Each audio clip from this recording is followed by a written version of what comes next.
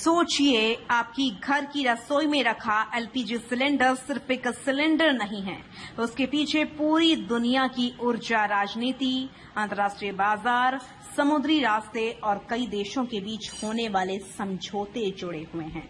और अब इस एलपीजी को लेकर भारत सरकार ने ऐसा कदम उठाया है जिसका असर आने वाले समय में देश की रसोई गैस की सप्लाई पर पड़ सकता है। सरकार ने सरकारी तेल कंपनियों से कहा है कि घरेलू एलपीजी की सप्लाई को मजबूत किया जाए और घरेलू जरूरतों को प्राथमिकता दी जाए। लेकिन कहानी सिर्फ इतनी नहीं है।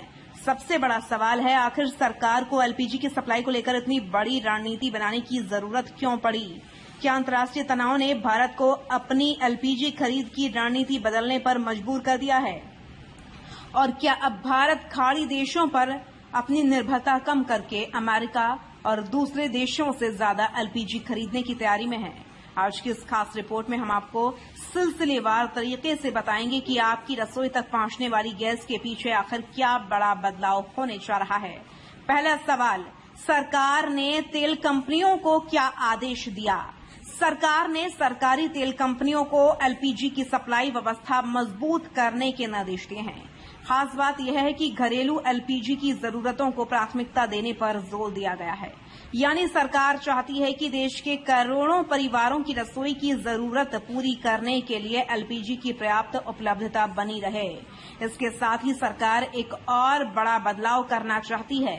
भारत एलपीजी के लिए किसी एक देश या किसी एक क्षेत्र पर जरूरत से ज्यादा निर्भर नहीं रहना चाहता।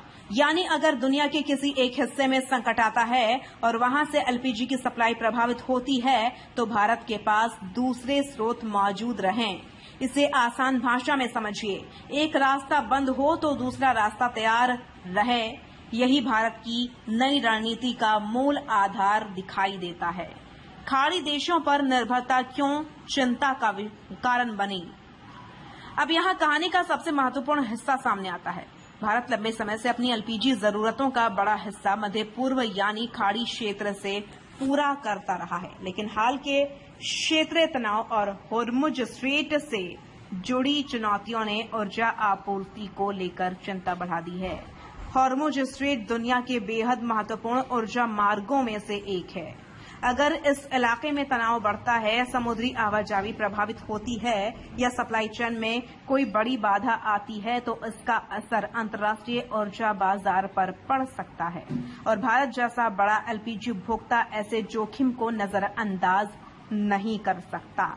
यही वजह है कि भारत अब यह सुनिश्चित करना चाहता है कि एलपीजी के लिए उसकी निर्भरता किसी एक क्षेत्र तक सीमित न रहे। भारत अब अमेरिका की ओर क्यों देख रहा है? यहीं से भारत की नई रणनीति का सबसे बड़ा हिस्सा सामने आता है। सरकार ने इंडियन ऑयल, भारत पेट्रोलियम और हिंदुस्तान पेट्रोलियम को 2027 में होने वाले कुल एलपीजी आयात का कम से कम 15% हिस्सा अमेरिका से लॉन्ग टर्म कॉन्ट्रैक्ट के जरिए मांगने को कहा है। यह सामान्य खरीद नहीं होगा। लॉन्ग टर्म कॉन्ट्रैक्ट का मतलब है कि भारत लंबे समय के लिए सप्लाई सुनिश्चित करने की दिशा में आगे बढ़ेगा। इससे अचानक पैदा होने वाली वैश्विक परिस्थितियों के बीच सप्लाई को ज्यादा स्थिर रखने में मदद मिल सकती है। भारत पहले ही अमेरिका से कर चुका है बड़ा समझौता। अब आपको एक और महत्वपूर्ण आंकड़ा बताते हैं। भारत ने इसी साल की शुरुआत में अमेरिका के साथ पहली बार इस तरह का लंबी अवधि वाला एलपीजी सप्लाई समझौता किया था। इसके तहत करीब 22 लाख टन एलपीजी मंगाने की डील हुई थी। यह मात्रा भारत की कुल एलपीजी आयात का लगभग 10% हिस्सा बताई गई थी, लेकिन अब सरकार इस हिस्सेदारी को और बढ़ाने की तैयारी कर रही है। यानी करीब 10% से आगे बढ़कर 2027 में कम से कम 15% एलपीजी आयात अमेरिका से लॉन्ग टर्म कॉन्ट्रैक्ट के जरिए लाने की दिशा में कदम उठाया जा रहा है। क्या भारत खाड़ी देशों से दूरी बना रहा है? अब एक सवाल जो आपके मन में भी आ सकता है, क्या भारत अब खाड़ी देशों से एलपीजी लेना कम करके पूरी तरह अमेरिका पर निर्भर होने जा रहा है? नहीं, इसे खाड़ी देशों से दूरी के बजाय एलपीजी सप्लाई के स्रोतों में विविधता लाने की रणनीति के तौर पर समझना ज्यादा सही होगा। भारत की कोशिश यह है कि किसी एक क्षेत्र में संकट पैदा होने पर पूरी सप्लाई व्यवस्था खतरे में न आए। अमेरिका के अलावा दूसरे देशों से भी गैस की सप्लाई सुनिश्चित करने पर जोर दिया जा रहा है। यानी भारत का एक ऐसी व्यवस्था बनाना चाहता है जिसमें उसके पास एलपीजी खरीदने के कई विकल्प हों। घरेलू एलपीजी को प्राथमिकता क्यों? अब बात सीधे आम परिवार की। देश में करोड़ों परिवार खाना बनाने के लिए एलपीजी पर निर्भर हैं। ऐसे में अंतर्राष्ट्रीय बाजार में संकट पैदा हो, समुद्री रास्तों में दिक्कत आए या किसी बड़े एलपीजी सप्लायर से सप्लाई प्रभावित हो जाए तो उसका असर सीधे घरेलू बाजार पर पड़ सकता है। इसलिए सरकार की प्राथमिकता है कि घरेलू जरूरतों के लिए एलपीजी की उपलब्धता बनी रहे। सरकारी तेल कंपनियों को इसी दिशा में अपनी सप्लाई व्यवस्था मजबूत करने के निर्देश दिए गए हैं। हालांकि इसका यह अर्थ नहीं है कि इस फैसले के बाद एलपीजी की कीमतों में निश्चित रूप से कमी या बढ़ोतरी होगी। कीमतों पर अंतर्राष्ट्रीय ऊर्जा बाजार, आयात लागत, परिवहन खर्च और कई अन्य आर्थिक कारकों का असर होता है। लेकिन सप्लाई के कई स्रोत होने से किल्लत के जोखिम को कम करने में मदद मिल सकती है। अगर घरेलू उत्पादन भी बढ़ा तो अब इस पूरी रणनीति का अगला पहलू भी समझिए। अगर आने वाले वर्षों में भारत का घरेलू एलपीजी उत्पादन बढ़ता है और साथ ही अमेरिका तथा दूसरे देशों से लॉन्ग टर्म सप्लाई भी सुनिश्चित होती है तो देश की एलपीजी सप्लाई व्यवस्था और मजबूत हो सकती है।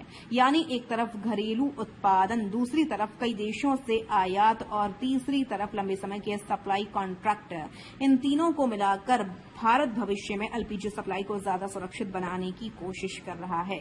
क्या इससे भविष्य की एलपीजी किल्लत टल सकती है? यही इस पूरी खबर का सबसे अहम सवाल है। सरकार की रणनीति का उद्देश्य है भविष्य में किसी एक क्षेत्र में पैदा होने वाले संकट का असर भारतीय एलपीजी बाजार पर कम करना नहीं। अगर अमेरिका और दूसरे देशों से नियमित सप्लाई सुनिश्चित रहती है तो भारत के पास संकट के समय ज्यादा विकल्प होंगे।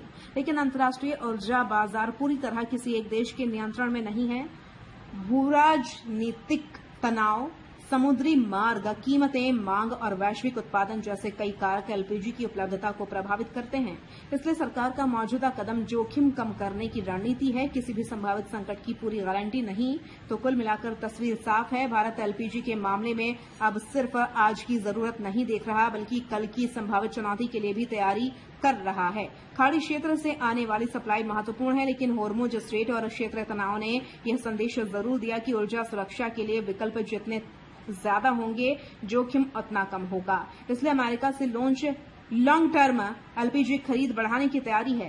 पहले करीब 22 लाख टन यानी लगभग 10% आयात की डील हुई। अब 2027 के कुल एलपीजी आयात में कम से कम 15% अमेरिका से लॉन्ग टर्म कॉन्ट्रैक्ट के जरिए लाने की दिशा में कदम बढ़ाया जा रहा है।